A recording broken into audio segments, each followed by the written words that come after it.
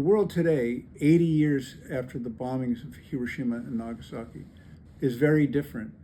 And the most disappointing thing is that the leaders of the countries that now have nuclear weapons and are competing with each other are not engaged in sustained dialogue to manage these challenges.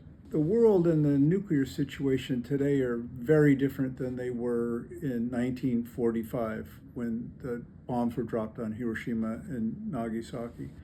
At that time, no one but the United States had nuclear weapons. And so there was no risk that if the United States dropped these bombs, there would be retaliation. So that decision was much more straightforward. Today, 9 countries have nuclear weapons, and their relationship is very complicated. So the US and Russia and China compete with each other in a triangle. And China, India, and Pakistan are also in another triangle. So what the US and Russia does changes what China does, which then changes what India does, which changes what Pakistan does.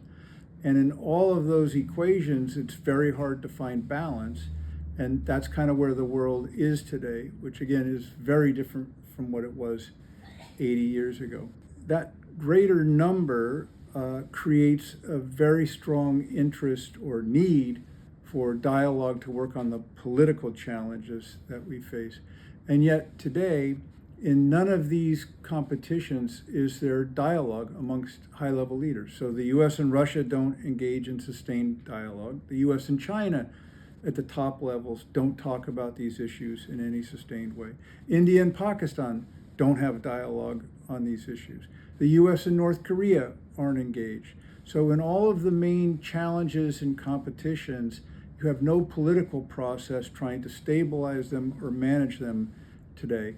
And that's perhaps the most disappointing thing 80 years after the bombings of Hiroshima and Nagasaki.